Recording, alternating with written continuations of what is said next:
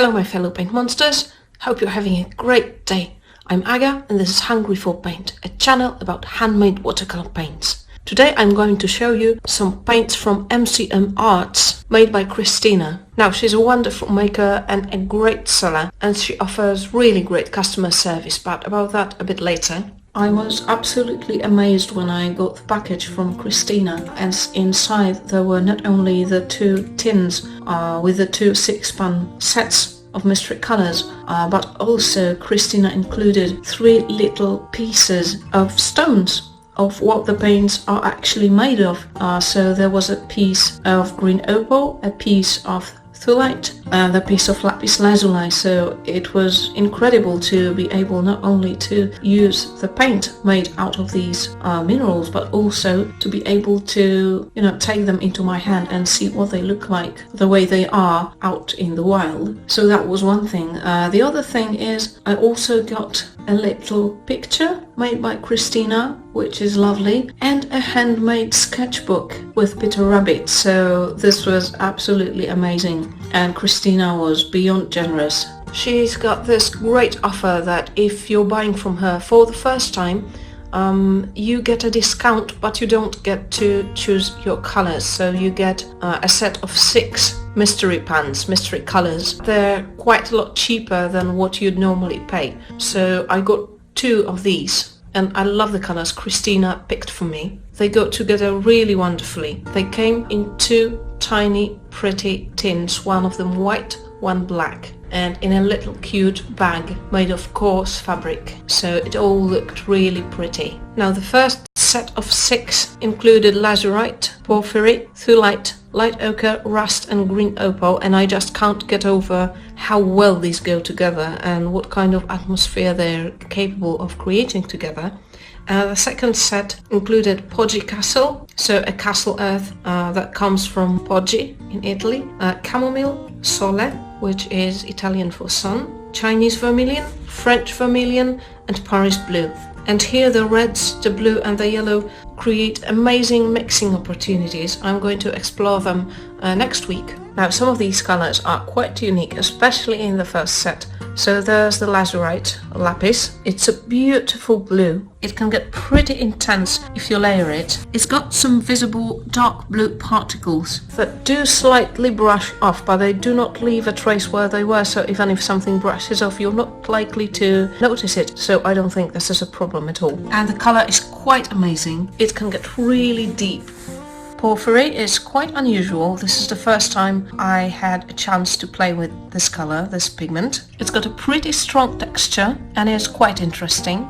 Thulite I already had a pleasure to work with. It's a very subtle color. It's a light, very delicate pink. It is slightly harder to activate than the other ones I tried. As far as I can remember, one was from Eventually Everything Mixes. It was custom made for me, so I'm not sure if Ame has it on offer regularly. And the other one I think was from Quartz Creations. And this Thulite is probably the hardest to activate. It needs quite a lot of time and a bit of scrubbing, but it's pretty rewarding and it's a very pretty shade in my opinion.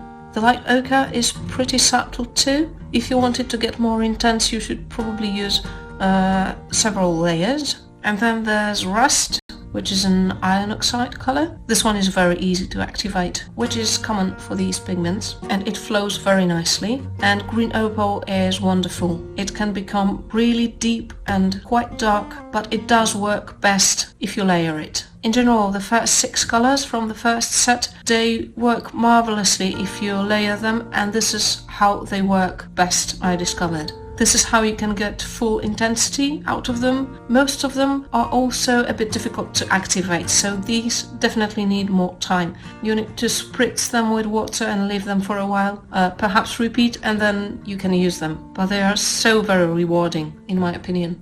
In the second set of 6 colors, we have Poggi castle, which is a castle earth with an average texture, I'd say. It's not that very visible, but it's there. It's a very pleasant shade. The second color is chamomile, and this one is a bit weird. The color doesn't really flow evenly. It looks like the pigment isn't dispersing evenly on the paper. when I mix colors using chamomile, the resulting mix is not smooth, it's not even. So if you try to mix, say, a green using chamomile and a blue, you're going to get patches of yellow and the color is not going to be even. And I thought that's how it's supposed to be.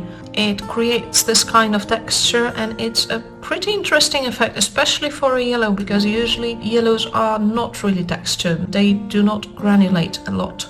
But this is a color I also had some problems with because it wouldn't wash off the brush easily. Normally it's enough to just rinse your brush in the painting water and you can pick another color and paint with it and everything's fine. But in case of chamomile, the color just wouldn't wash out and I would actually need to go and wash the brush using dishwashing liquid for it to become really clean so that I could, for example, create a wash of some other diluted color.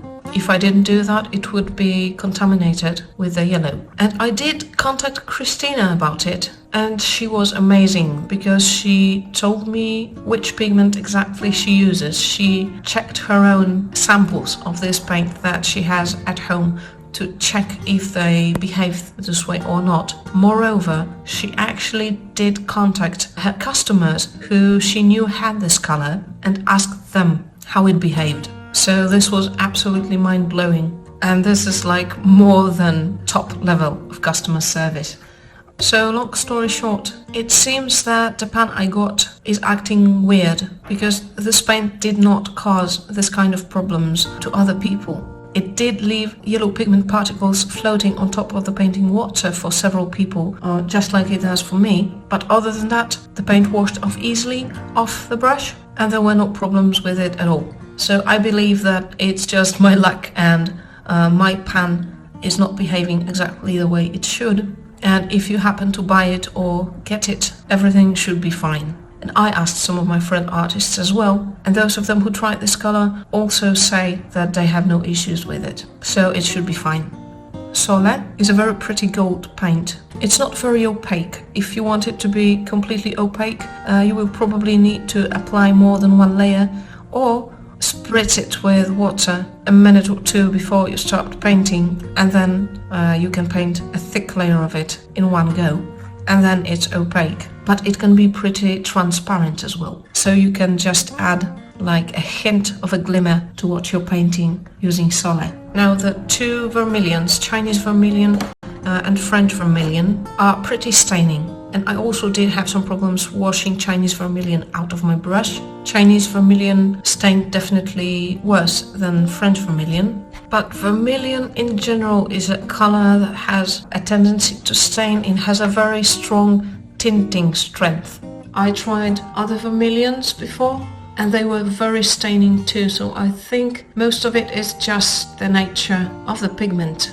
Apart from that, these are two very pretty colors in my opinion, and I especially love the Chinese vermilion because it's more rouge-like, it's softer, it's very delicate, and I think it's absolutely perfect for like children's illustration or things like that. I like it a lot. French vermilion offers more of a texture if that's what you're looking for. And Paris blue is in general another name for Prussian blue. Personally, I think this is a very nice shade and I like it a lot.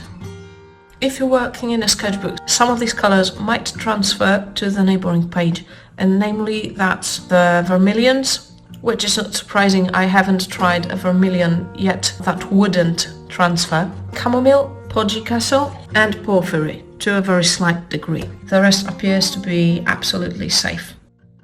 So yeah, in general, the paints from MCM Arts are a real pleasure to work with. There are some really interesting, quite unique pigments. Christina in general uses unusual and unique pigments. She uses quite a lot of mineral, gemstone pigments, some regional ones that come from certain places. So if you're looking for some interesting paints, then you should definitely check her shop. In general, Christina rather offers sets and not single pans. There are the surprise sets of 6 colors for new customers only, as I said before. From time to time, Christina also sells sets of used paints that she's been using, but there's still quite a lot of them. and they're a lot cheaper than if you wanted to buy new full pans. So if you want to try some of her paints or get some more than you have, but you're not very particular about what colors you want, then this might be a great option for you. Okay, that's all for today. Thank you for watching. I hope you enjoyed this video. If you did, hit the like button, subscribe to my channel so you don't miss any of my videos. Visit Hungry for Paint on Instagram on Wednesday for a preview of what you're going to see in my next video. There's going to be a review on Hungry for Paint blog. And if you like what I do, you can always support Hungry for Paint on Ko-fi. Thanks again, and I hope to see you next week. Bye bye!